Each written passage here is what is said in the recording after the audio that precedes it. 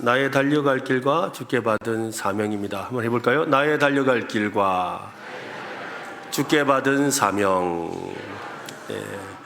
TV를 보다가 어떤 중학생이 교내 오래 달리기 대회에 나간 장면을 우연히 보게 되었습니다. 다른 친구들보다 몸도 작고 또 별로 이렇게 잘 달릴 것 같지 않아 보이는데 놀랍게도 그 친구가 결승선을 제일 먼저 통과를 했습니다. 비결이 무엇일까요? 인터뷰에서 이렇게 말을 했습니다. 저는 결승선만 바라보았습니다. 앞서가는 친구도 뒤에서 들려오는 소리도 신경 쓰지 않았습니다. 결승선만 바라보고 달렸습니다. 참 멋진 말이지요. 여러분은 지금 무엇을 향해 달리고 있습니까? 젊은 시절에는 꿈을 향해, 또 가정을 이루고 나서는 자녀 양육을 위해서, 또 은퇴 후에는 건강과 노후를 위해 달려가고 있을 겁니다. 우리는 각자의 인생길에서 열심히 살아가고 있습니다. 종종 인생의 큰 그림을 놓치고 일상의 그 분주함 속에 매몰되어 살아갈 때가 있지요. 아침에 눈을 뜨면 해가 해야 할 일들이 줄지어 기다리고 있고 저녁에는 피곤해서 지쳐 잠자리에 듭니다. 다람쥐 쳇바퀴 돌듯 바쁘게 살아가지요. 그러다 문득 나는 왜 이렇게 사나? 나의 궁극적인 목적은 무엇인가? 라는 질문 앞에 서게 될 때가 있습니다. 이 질문은 인류의 역사상 수많은 사람이 던졌던 이 근원적인 질문입니다. 현대사회는 끊임없이 더 많이 소유해라, 더 높이 올라가라, 더 큰 성공을 이루라고 그렇게 속삭이지요. 하지만 그렇게 얻은 것들이 과연 우리에게 진정한 만족과 평안을 가져다 줄까요? 잠시의 기쁨은 줄지는 모르겠습니다만 곧 허무함이 찾아옵니다. 사도 바울은 자기의 삶의 방향과 목적을 명확하게 알고 있었습니다. 오늘 본문에는 자기 삶을 가장 잘 표현하는 구절이 나옵니다. 일종의 자기 사명 선언문과 같은 그 내용이 에베소 교회 장로들에게 자기의 말로 소개합니다. 오늘 본문 24절인데요. 같이 읽어보겠습니다. 내가 달려갈 길과 주 예수께 받은 사명 곧 하나님의 은혜의 복음을 증언하는 일을 마치려 하면은 나의 생명조차 조금도 귀한 것으로 여기지 아니하노라. 그의 삶은 이 사명에 온전히 집중되어 있었습니다. 자신의 생명조차 조금도 귀한 것으로 여기지 않을 만큼 그 사명을 삶의 핵심 가치로 삼았습니다. 여러분, 여러분의 삶은 지금 무엇을 중심으로 돌아가고 있습니까? 나의 달려갈 길은 과연 무엇이라고 할 수가 있습니까? 나의 달려갈 길은 무엇을 향하고 있습니까? 이 질문 앞에 우리는 솔직해야 합니다. 바울이 말하는 달려갈 길은 자기 중심적인 어떤 욕망이나 또한 성취와는 다릅니다. 그것은 하나님께 받은 사명이고 복음을 위한 희생을 동반한 삶이었습니다. 바울은 이 길을 걷기 위해 생명조차 아끼지 않으려고 했고 실제로 그렇게 살았습니다. 복음이 자신보다 귀하다고 믿었기 때문에 두려움 없이 그 길을 걸었던 것입니다. 존 파이퍼라는 유명한 목사님은 이렇게 말한 적이 있습니다.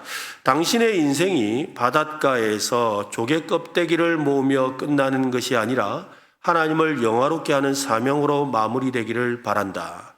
바닷가에서 조개 껍데기를 모은다라는 이 말이 무슨 말이겠습니까? 이 말은요, 노년에 이제 직장이나 아니면 하던 일을 다 마무리하고 자식들도 다 출가시키고 이제 마음 편해져서 노년에 유유자적하며 해변을 거닐다가 그 조개 껍데기 해변에 모래사장에 박혀 있는 그걸 보며 그거 하나하나 건져서 아이고 예쁘네 하면서 이렇게 만지는 그런 평화로운 삶을 말하는 것입니다.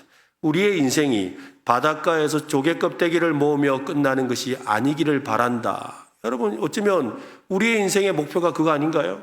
우리가 자식 잘 키워놨습니다. 그리고 또 내가 하던 일 잘 되었습니다. 이제 이제 편안하게 그냥 어디 여행도 좀 하고 또 어디 다니면서 이렇게 맛있는 것도 먹고 그렇게 살면 좋은 거 아닌가요? 라고 생각하는 것이 보통의 많은 사람들의 생각이지 않습니까? 누구나 동경하는 삶이지요. 하지만 그 삶에는 중요한 것이 빠져 있습니다. 자신의 생명이 다하는 날까지 인생의 경주가 계속된다는 것입니다. 여러분이 생각한 달려갈 길이 마쳤다고 생각하지만 그러나 우리 인생을 향한 인생의 경주는 아직 끝나지 않았다는 것이지요. 자신이 정한 인생의 경주는 끝났을지 모르지만 하나님께서 부르신 믿음의 경주는 아직 끝나지 않았습니다. 저는 이번 선교 여행을 통해서 우리 교회가 파송한 이 두 선교사님의 가정을 지지난 주간이죠. 태국 치앙라이에서 우리 김교열 홍성희 선교사님 사회 가시는 걸 작년에 올해 또 이렇게 보고 또 지난 금요일부터 또 주일까지는 우리 윤재혁 장로님과 함께 또 이 베트남으로 날아가가지고 이 베트남의 호치민과 또 나트랑 지역에 가서 또 선교사님이 사회 가는 걸 보았어요. 참 이 유정희 선교사님은 16년 동안 그 베트남 현지에서 그렇게 사회 가는 그 흔적들을 보면서 야, 참 귀하다는 생각이 들었어요. 어떻게 보면 그 인생에 이제 정말로 해변에서 조개 껍데기 주우며 살아도 되는 인생인데 오히려 그곳에서 낯설고 물설고 또 말도 서는 그런 곳에서 주님의 사랑을 전하는 귀한 삶을 보면서 야, 이것이 바로 멋진 인생이구나라는 생각이 들었습니다. 그들은 멈추지 않고 계속해서 달려가고 있는 사람들이었던 것이지요. 우리 그리스도인은 하나님의 부르심이라는 영원한 목표를 바라보아야 합니다. 바울은 에베소 교회 장로들에게 자신이 그동안 달려온 삶을 소개합니다. 18절과 19절을 한번 보십시오. 오매 그들에게 말하되 아시아에 들어온 첫날부터 지금까지 내가 항상 여러분 가운데서 어떻게 행하였는지를 여러분도 아는 바니 19절은 같이 읽겠습니다. 곧 모든 겸손과 눈물이며 유대인의 간계로 말미암아 당한 시험을 참고 주를 섬긴 것과 이 고백 속에는 사도 바울이 어떻게 사명 중심적인 삶을 살았는지가 담겨 있습니다. 그는 모든 겸손과 눈물로 주를 섬겼다라고 합니다. 바울의 겸손과 눈물은 무엇에서 비롯된 것일까요? 자신이 받은 사명이 주님께로부터 왔다라는 인식입니다. 오직 하나님께서 주신 소명에 순종했을 뿐이라는 것이지요. 우리에게는 남보다 높아지려 하고 남들보다 더 인정받고 싶어하는 그런 마음이 우리 속에 숨어 있습니다. 내 힘으로 무언가를 이루려는 그 교만에서 비롯된 것입니다. 바울은 겸손과 눈물로 철저히 자신을 비우고 주님을 섬겼습니다. 나는 아무것도 아니다. 오직 주님만이 영광 받으셔야 한다라는 마음이 바울의 마음에 가득했던 것입니다.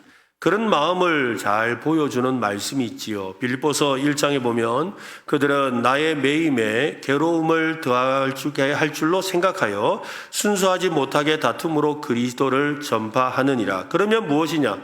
거칠애로 하나 참으로 하나 무슨 방도로 하든지 전파되는 것은 그리스도니 이로써 나는 기뻐하고 또한 기뻐하리라. 참 멋진 말이에요. 어떤 면에 있어서 아니 저 사람이 너무 잘나고 더 잘해서 저거 문제 있는 거 아닙니까? 라고 그렇게 생각할 때가 있거든요. 그런데 사도 바울은 어떻게 말합니까? 어떤 모양으로든 그리스도가 높아지시고 어떤 모양으로든 그리스도가 전파되니 나는 기뻐하고 기뻐한다. 이것이 바로 겸손과 눈물로 숨긴 증거인 것이지요. 이 말씀은 바울이 얼마나 사명 중심, 목적 중심의 삶을 살았는지를 보여줍니다. 만약에 유대인의 그 비위를 맞추고 그들의 요구에 순응했다면 그는 굳이 어려운 길을 걷지 않아도 되었을 겁니다. 그는 예수 그리스도의 복음과 그분께 받은 사명을 포기할 수 없었습니다. 그는 시험 속에서도 사명을 지켰고 사명 때문에 또 그 혹독한 시험을 견뎌야만 했습니다. 진리를 지키고 살려면 때때로 시험이 찾아옵니다. 세상과 타협하면 편안할 수도 있습니다. 하지만 바울은 그런 편안함을 선택하지 않았습니다. 왜 그랬을까요? 사명 때문입니다. 사명이라는 것은 이런 뜻입니다. 한번 따라해 볼까요? 심부름 받은 생명. 이 사명이란 뜻이 그렇다는 거예요. 심부름 받은 생명이다. 사명을 잊지 않고 사명감을 느낄 때 생각하는 것이 달라지고 말하는 것이 달라지고 움직이는 것이 달라집니다. 사명감이 우리를 위대하게 또 성실하게 용감하게 또 부지런하게 진지하게 만들지요. 사명은 개인의 계획이 아닙니다. 사명은 하나님이 우리에게 맡기신 심부름이에요. 한번 해볼까요? 사명은 하나님이 맡기신 심부름이다. 그래서 하나님이 우리에게 너 이것 좀 해줄래? 라고 심부름을 시켰어요. 그러면 우리 어떻게 해야 돼요? 그죠? 열심히 심부름해야 되는 거죠. 그렇잖아요. 이것 좀 가서 전달할래? 라고 하면 어떻게 해야 돼요? 그 말을 들었으니 심부름 받았으니까 심부름 하러 가야 되는 거예요. 바로 사명이라는 것이 바로 그 심부름이라는 거죠. 사명은 하나님이 우리에게 맡기신 심부름입니다. 사명은 업적이 아닙니다. 사명은 존재하는 이유지요. 지난 주간에 아까 영상에서 보았던 태국 메솥에서 만난 이 선교사님과 또 기아대책 미얀마 지부의 지부장님과 대화를 나누다가 깜짝 놀랐습니다. 제가 이제 대화를 나누다가 제가 어떻게 해서 목회를 하게 되었는지 또 그동안 어떻게 살아왔는지에 대해서 이런저런 이야기를 이렇게 재미나게 이야기를 하다가 제가 인생에 있어서 여러 가지 중요한 결정을 내릴 때마다 저는 이 거창고등학교에 있는 이 교장 선생님이었던 전영창 교장 선생님이 세웠던 그 직업 선택의 10개라는 내용, 그 내용이 제 삶에 있어서 아주 중요한 순간마다 제가 이렇게 결정을 내릴 때 선택의 원리가 되었거든요. 그래서 저는 이 직업 선택의 10개 때문에 제가 이런 식으로 이렇게 결정을 해서 여기까지 이렇게 사역을 하고 있습니다 라고 이야기를 하는데 옆에 있는 선교사님이 막 웃으시더라고요. 그래서 왜 웃으세요? 그러니까 내가 거창고등학교 나왔습니다. 그러면서 내가 그 거창고등학교의 그 직업 선택 10개 때문에 내가 지금 이렇게 여기 미얀마에서 태국에서 선교 사역을 합니다라고 그렇게 말씀하시는 거예요. 그러니까 또 그 옆에 있는 이 미얀마 지부 기아대책 지부장님이 이러는 거예요. 아휴, 이러면서 이래. 왜요? 그러니까 자기는 한동대학교 국제관계학과를 나왔대요. 그래가지고 뭐 국회의원 보좌관도 하고 이렇게 잘 나가다가 그가 지금 이렇게 기아대책에 선교사로 미얀마 지부장으로 와 있다는 거예요. 근데 오게 된 것도 직업 선택의 10개 때문에 왔다는 거예요. 그래서 세 사람 다 그놈의 10개 때문에 우리가 여기 왔구나 이러면서 막 웃으면서 이야기했던 시간이 있었습니다. 주님의 부르신 사명 앞에서 그 내용이 이런 내용이거든요. 내가 원하는 곳이 아니라 나를 필요한 곳으로 가라.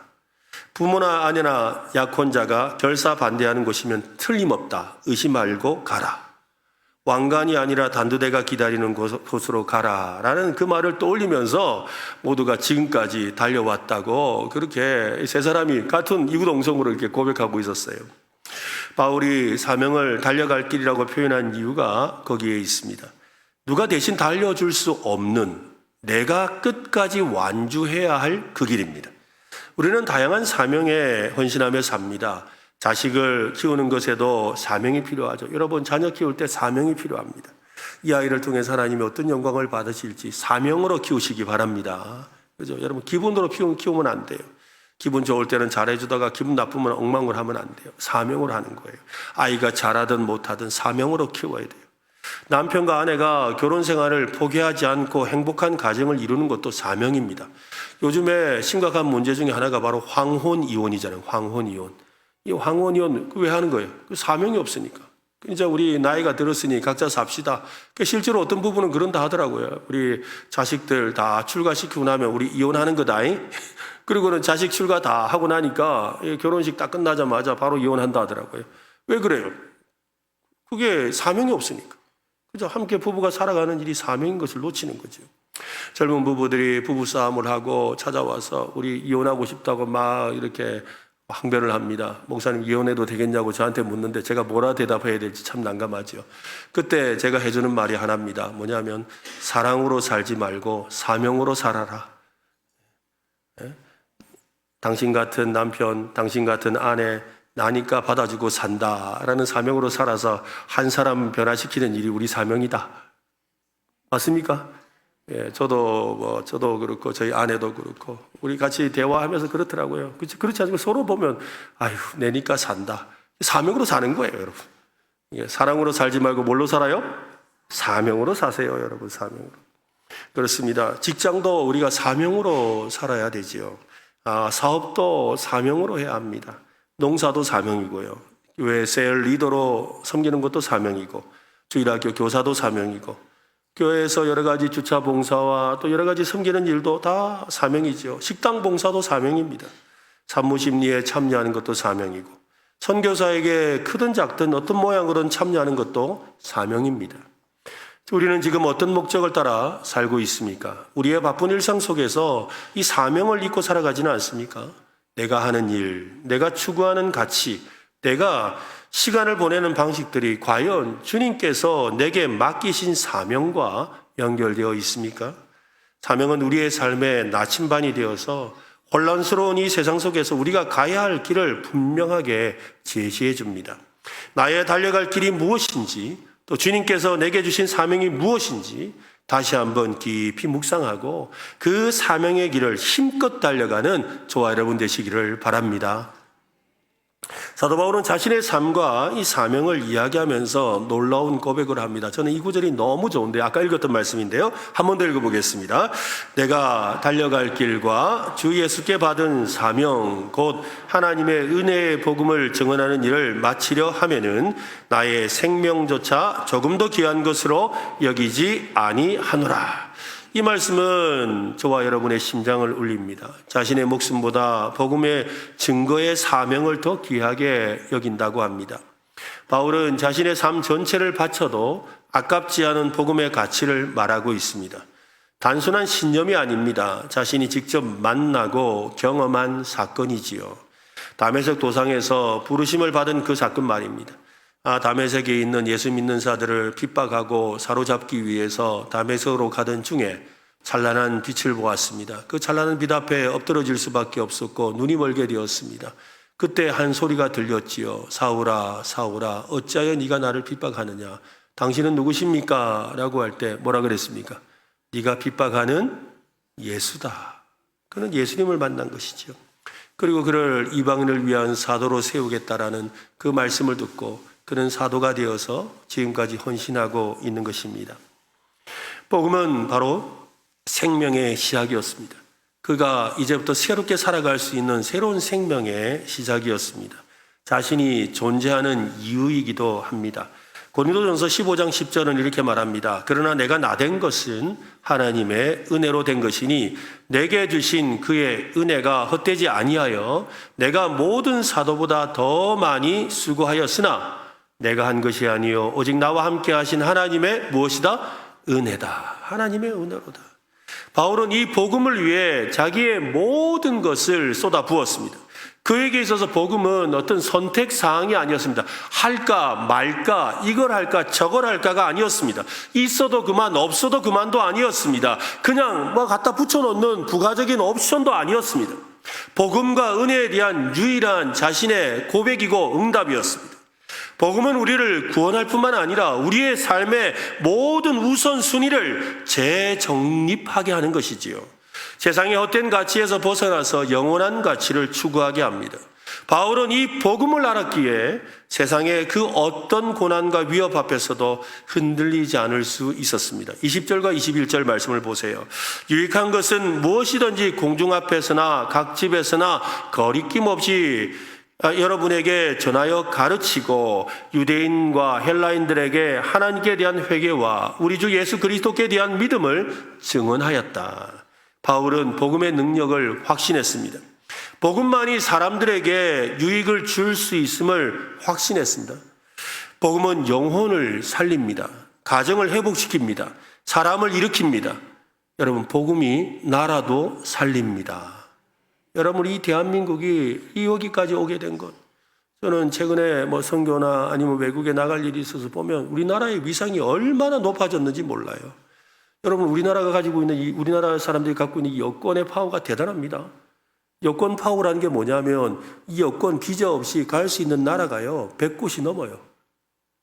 세계에서 이렇게 이 비자 가지고 아무데나 갈 수 있는 나라, 이 여권 가진 나라가 얼마 안 돼요, 여러분. 미국도 우리보다 약해요.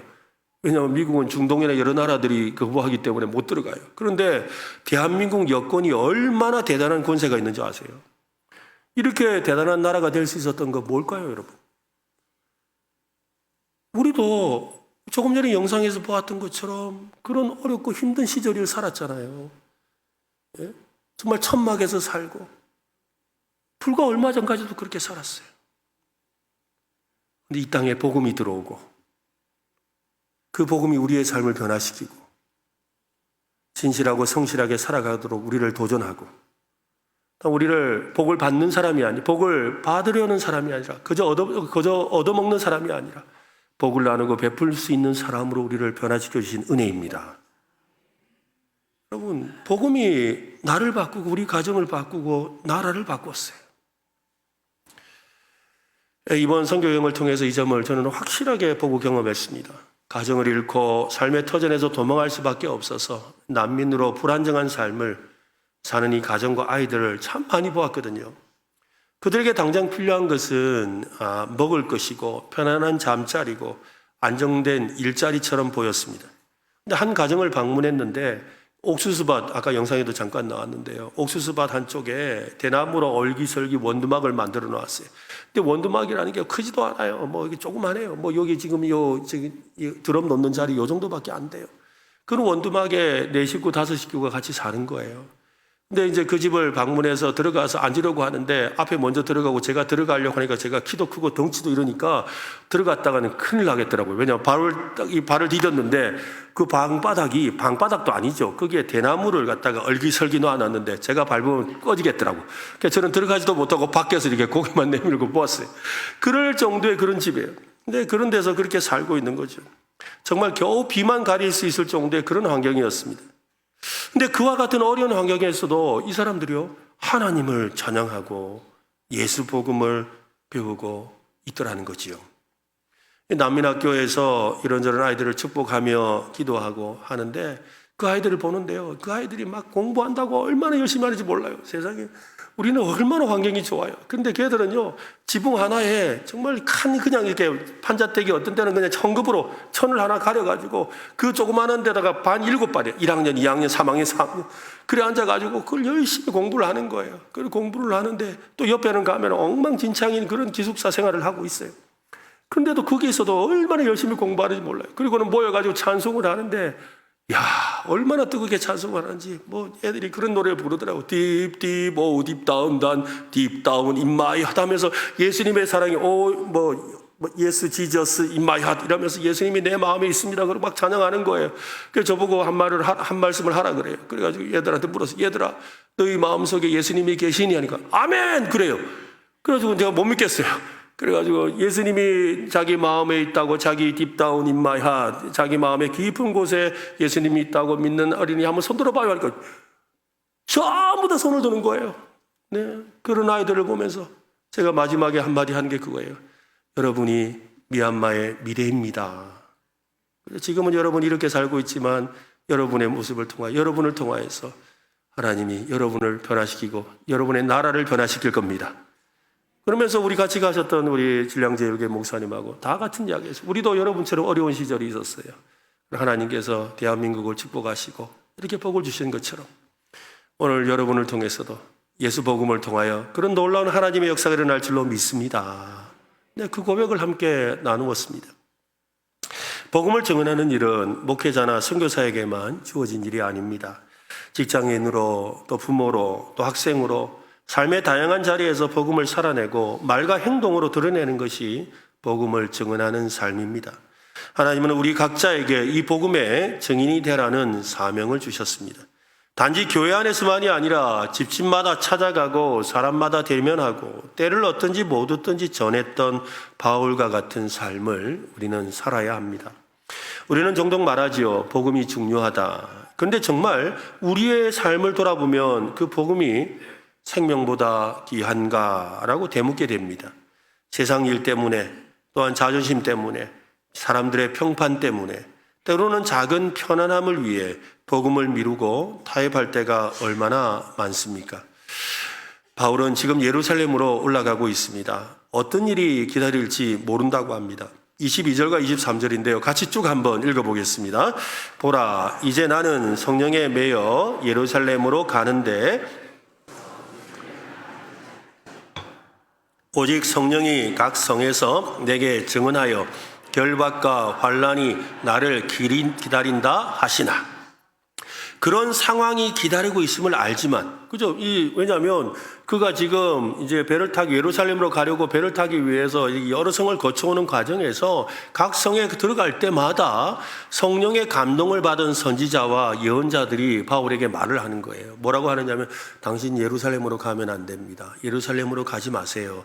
예루살렘으로 가면 결박당합니다. 그리고 예루살렘으로 가면 어떤 일이 있을지 모릅니다. 굉장히 위험한 일이 기다리고 있다라고 성령님이 제게 말씀하셨습니다. 누가 말했다고요?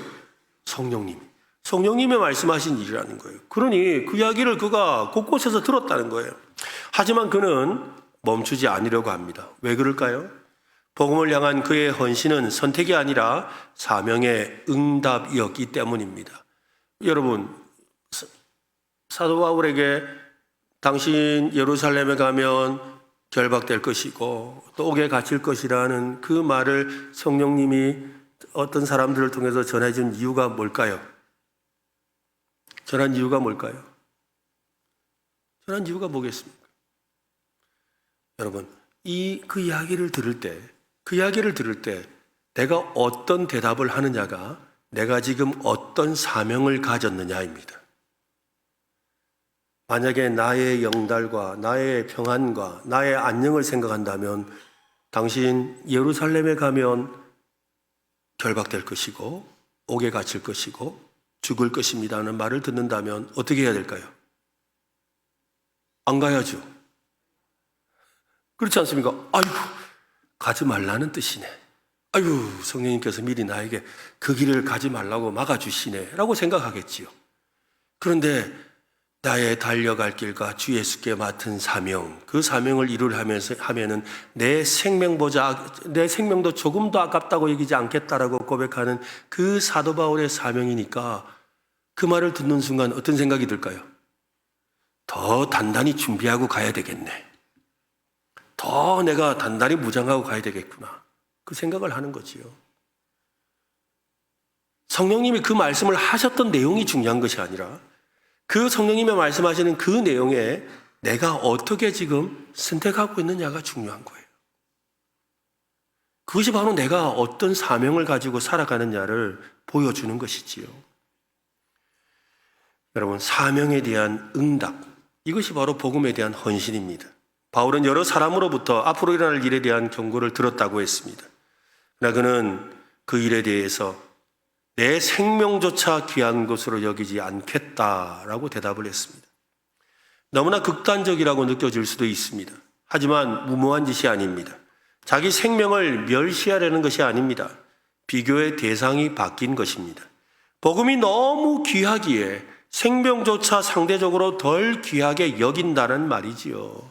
여러분, 우리가 찬양하지 않습니까? 주 예수보다도 귀한 것은 없네 하면서, 그죠? 이 세상 부귀와 바꿀 수 없네. 그러면서 내 생명과도 바꿀 수 없는 것이 주 예수 그리스도라고 입술로 고백했지만 생명 앞에서는 다른 선택을 하는 게 우리의 현실이잖아요. 근데 그는 실제로 주 예수보다도 귀한 것은 없다. 주 예수 그리스도의 복음보다 귀한 것은 없다라는 그의 믿음의 고백에 합당한 삶을 살려고 선택하고 있는 것이지요. 우리는 하나님께서 맡기신 사명을 위해 어떤 결단을 하고 있습니까? 복음을 위해 내 편안함, 내 자존심, 내 삶의 방식을 지금 바꾸고 있습니까? 복음은 듣는 것으로 그치지 않습니다. 복음은 살아내어야 할 이야기입니다. 바울처럼 복음이 내 삶을 새롭게 정의하게 해야 합니다. 바울의 고백이 오늘 우리의 모두의 고백이 될 수 있기를 바랍니다. 내가 달려갈 길과 주께 받은 사명을 마치려 하면은 나의 생명조차 귀한 것으로 여기지 아니하노라. 이것이 저와 여러분의 고백이 될 수 있기를 바랍니다. 지금 당장의 고백이 아니라 할지라도 앞으로 그 고백을 하게 되는 믿음의 사람 되시기를 예수님의 이름으로 축원합니다. 유명한 미국의 설교자 중에 토니 에반스라는 목사님이 있습니다. 그분의 책을 읽으면 참 도전이 많이 되는데요. 그분이 복음과 관련해서 이런 말을 했습니다. 복음을 맡은 우리는 우체부일 뿐이다. 편지를 꾸미거나 바꾸는 것이 아니라 있는 그대로 정확하게 전달하는 것이 사명이다. 맞는 말이죠. 여러분, 우체부가 편지를 들고 가다가 저 집을 보니까 아이고 저 집에 이 편지 주면 아무래도 마음이 아플 것 같다고 그래서 내가 이 편지 전달 안 하고 숨기면 됩니까? 또 아니면 자기가 편지를 받아서 가지고 전달하는데 편지 내용은 모르지만 전달하는 사람을 보니까 이가 아무래도 이 집에 뭐 심각한 문제를 전달하고 세금 고지서 이상한 거 내라고 하는 것 같으니까 그러니까 내가 싹 고쳐가지고 그래가지고 이 집 형편이 좀 어려우니까는 뭐 50만 원 내라는 거 10만 원으로 바꿔가 내가 전달하면 됩니까? 아니면 내가 저 사람 보니까 불쌍하니까 누가 돌아가셨다는 소식을 전하는데 아이고 저 집 그 소리를 들으면 너무 아플 것 같아가지고 내가 그냥 그 내용을 쏙 지워버리고 그렇게 전달하면 됩니까? 그럴 수가 없지요. 우체부는 뭐예요? 그냥 전달하는 것이죠. 우리가 바로 복음의 우체부라는 것입니다. 한번 해볼까요? 나는 복음의 우체부다. 복음의 편지를 가로채거나 자기식으로 편집해서 전달해서는 안 됩니다. 그것은 범죄죠. 복음을 맡은 청지기는 복음을 보존하고 변질 없이 전달해야 할 책임이 있습니다. 이제 바울은 에베소 장로들과의 마지막 만남에서 권면합니다. 그는 장로들에게 여러분이 다시는 내 얼굴을 보지 못할 줄을 안다라고 합니다. 여러분이 다시는 내 얼굴을 보지 못한다는 말이 무슨 말이에요?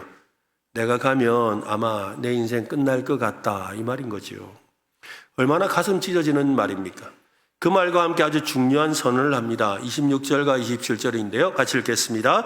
그러므로 오늘 여러분에게 증언하거니와 모든 사람의 피에 대하여 내가 깨끗하니 이는 내가 꺼리지 않고 하나님의 뜻을 다 여러분에게 전하였습니다. 바울은 이 주인의 뜻을 전하는 일을 맡은 종으로서 하나님의 뜻을 숨김없이 또 유보함이 없이 철저하게 전했다고 합니다. 그는 말하기를 나는 모든 사람의 피에 대하여 깨끗하다. 이 말이 무슨 말일까요? 모든 사람의 피라는 건 아마 죽음을 뜻하는 것 같아요. 모든 사람의 죽음에 대해서 나는 책임이 없다라는 말이거든요. 이게 무슨 말이겠습니까? 이 구절은 구약 성경의 이 선지자 에스겔 선지자에게 하나님이 하셨던 말씀을 근거로 하고 있습니다. 에스겔서 3장에 보면 이런 내용이 나와요. 가령 내가는 하나님을 말합니다. 내가 악인에게 말하기를 너는 꼭 죽으리라 할 때에 네가는 에스겔이에요. 그러니까 하나님이 어떤 악인에게 너는 죽는다라고 말을 했다는 거예요. 그 말을 이 에스겔이 들었다는 거예요. 에스겔이 듣고는 그 에스겔에게 들려주신 이유는 그걸 가지고 네가 깨우치지 아니하거나 가서 그 사람에게 깨우쳐 주라는 거예요. 또 말로 악인에게 일러서 당신 죽습니다 그렇게 하면 하고 그의 악한 길을 떠나 생명을 구원하게 하지 아니하면, 그러니까 에스겔이 아이고 나 그런 말을 어떻게 전합니까? 아이 못합니다. 죽는다 소리 내가 어떻게 전합니까? 못합니다 하고 안 하게 된다면 그 말인 거죠. 그 악인은 그의 죄악 중에서 죽으려니와 하나님이 죽겠다 하셨으니까 그는 죽는다는 거예요. 그런데 내가 그의 피값을 누구 손에? 에스겔의 손에서 찾을 것이다. 아니 그 사람이 자기 죄로 인해서 악으로 인해서 죽는단 말이죠. 근데 에스겔에게 네가 가서 그 사람에게 너 죄 때문에 죽게 되니까 얼른 정신 차리라 라고 말하라고 했는데 에스겔이 아이고 내가 그 말 못합니다 하고 안 하게 된다면 결국 그 사람은 자기 죄로 죽겠지만 그러나 그 죽음에 대한 피값은 누가? 에스겔에게 책임이 있다라는 거예요. 19절에서는 또 이렇게 말합니다. 네가 악인을 깨우치되, 그런데 네가 만약에 에스겔아 네가 만약 악인을 깨우치되 그가 그의 악한 마음과 악한 행위에서 돌이키지 아니하면, 이 무슨 말입니까? 네가 가서 그러면 안 됩니다 하나님께로 돌아오세요 정신 차리세요 그렇게 말을 했는데도 그 사람이 도무지 말을 듣지 않고 그냥 그대로 냅둬요 이래 살다 죽게 이랬다는 거예요. 그렇게 되었다면 악한 행위에서 돌이키지 아니하면 그는 그의 죄악 중에서 죽으려니와 너는 내 생명을 보존하리라. 무슨 말이에요? 네가 한 일을 다 했기 때문에 너에게는 책임이 없다라고 한다는 것이죠. 바울은 이 말씀을 염두에 두고 자신을 피에 대해 깨끗한 자라고 말하고 있습니다. 그는 에베소와 아시아의 모든 사람에게 복음을 숨기지 않고 전했습니다. 그들의 생명에 대한 이 책임이 없다라는 말은 복음의 그 청지기 사명을 다 했다라는 말이죠. 참으로 멋진 말이죠. 이런 바울의 모습을 한마디로 표현한다면 그것은 충성이죠. 충성. 해볼까요? 충성. 그죠? 충성이에요. 충성. 어떤 분은 말합니다. 하나님은 우리가 성공하기 전에 먼저 충성하기를 원하신다. 하나님이 우리에게 원하시는 것은 결과보다 충성입니다. 복음의 청지기는 사람의 눈을 의식하지 않고 복음의 무게를 감당하며 충실히 전하는 사람입니다. 이런 사람을 통해 하나님의 나라와 교회가 세워지고 영혼이 살아나는 것입니다. 예전에 한 청년의 이 결혼식 주례를 맡게 되었습니다. 저에게 이 주례를 맡기면서 목사님 결혼식 순서 중에 꼭 이 순서를 하나 좀 넣어주세요 그래요. 그래서 뭐냐고 물으니까 자기 아버지가 나오셔서 하객들에게 인사하는 시간 순서를 좀 넣어달라는 거예요. 그래서 우리 옛날 우리 결혼식 하면 꼭 우리 혼주 대표 인사 이런 게 있었잖아요. 그래 그런 게 있던 게 있으니까 그렇게 하는 거야 문제 있겠습니까? 그래 합시다라고 그랬어요. 그래서 결혼식을 이제 시작했죠. 그리고 결혼식이 다 이제 마칠 즈음에 이제 혼주 대표로 아버지께서 나오셔서 하객들에게 인사하겠습니다. 라고 했더니 이분이 나오셔서 아이고, 우리 자식 결혼식에 먼 길을 마다하지 않고 이렇게 멀리까지 와주셔서 감사합니다. 너무너무 고맙고 감사합니다. 그러더니 이렇게 모두 다 꼭 예수님을 믿으시기를 바랍니다. 꼭 예수님을 믿으셔야 합니다고 그 자리에서 복음을 전하는 거예요. 복음을 전하는 건데 그 모습을 뒤에서 보는데 얼마나 도전이 되었는지 모르겠습니다. 그래서 결혼식이 끝나고 나서 그 아버님께 제가 물어봤지요. 아버님, 어떻게 그렇게 복음을 전할 생각을 하셨어요? 라고 물었어요. 그랬더니 이분이 이렇게 말을 하는 거예요. 이 날이야말로 가장 많은 친척이 모이는 날인데 예수 그리스도의 복음을 듣지 않고 돌아가게 할 수는 없죠. 그러니까 한 번에 다 전할 수 있는데 이 날을 놓치면 안 되죠. 가만히 생각하니까 맞아요. 그죠? 결혼식이면 평소에 명절에도 못 만나는 친척들 다 만나잖아요. 그러니까 그 자리에서 예수 복음 한번 전해야 되겠다고 생각했다는 거예요. 여러분, 이게 바로 복음의 청지기가 아니고 무엇이겠습니까? 청지기는 주인의 뜻을 알고 그것을 왜곡 없이 전달해야 합니다. 자기 생각을 덧붙이지 않고 자기 기준으로 판단하지 않고 있는 그대로 전해야 합니다. 바울은 말씀을 듣는 자들의 반응보다 하나님의 뜻에 충실했습니다. 누가 좋아하든 누가 싫어하든 누가 환영하든 누가 외면하든 그는 말씀을 모두에게 전했습니다. 우리는 말씀을 전할 때 이렇게 생각합니다. 이 말을 하면 불편해하지 않을까? 이건 너무 부담스러울 수도 있겠다. 그러나 여러분, 하나님의 말씀이 불편하다고 생각된다고 생략하면 되겠습니까? 감정 상할까 봐 진리를 감출 수 있겠습니까? 바울은 단호히 말합니다. 하나님의 뜻을 다 전하였다. 한번 해볼까요? 하나님의 뜻을 다 전하였다. 이것이 우리의 고백이 될 수 있기를 바랍니다. 이것이 청지기의 본분인 것이죠. 바울은 유언과 같은 말을 남깁니다. 25절을 보십시오. 보라, 내가 여러분 중에 왕래하며 하나님의 나라를 전파하였으나 이제는 여러분이 다 내 얼굴을 다시 보지 못할 줄을 아노라. 단순한 작별 인사가 아닙니다. 자신의 사명이 끝났음을 알고 복음을 위해 생명을 내어놓을 준비가 되어 있기에 담대하게 말할 수 있었습니다. 하나님의 뜻을 다 전했기 때문입니다. 복음의 청지기로서 우리의 사명도 마찬가지입니다. 우리 옆에 있는 가족들, 친구들, 이웃, 직장 동료들에게 우리는 복음을 다 전했습니까? 언젠가 마지막 날에 하나님 앞에 섰을 때 나는 주의 복음을 다 감당했습니다. 다 전했습니다라고 고백할 수 있겠습니까? 복음을 다 전하는 삶이 바로 우리 주님이 원하시는 충성된 삶입니다. 그 충성의 길을 걸어갈 때 하나님은 반드시 우리를 기억하시고 우리의 삶을 통해 영광 받으실 줄로 믿습니다. 우리의 사명은 매일매일 삶의 자리에서 복음을 증언하고 예수 그리스도의 은혜를 드러내는 것입니다. 그것은 가정에서 자녀를 양육할 때, 직장에서 정직하게 일할 때, 친구에게 예수님을 전할 때, 어려운 이웃을 돌아볼 때, 고난 속에서도 예배를 드릴 때 드러납니다. 그 모든 순간이 곧 사명을 완수하는 길이고 나의 달려갈 길을 마치는 길입니다. 우리는 연약합니다. 사명의 길을 험하고 또 때로는 너무 멀고 두렵게 느껴지기도 합니다. 우리는 다시 주님 앞에 엎드려야 합니다. 우리의 힘으로 완주할 수 없기 때문입니다. 오직 성령님의 도우심으로 하나님의 은혜로 내게 능력 주시는 자의 능력을 따라 완주할 수 있습니다. 그러므로 그분을 의지하며 우리의 달려갈 길을 끝까지 가는 저와 여러분 되시기를 바랍니다.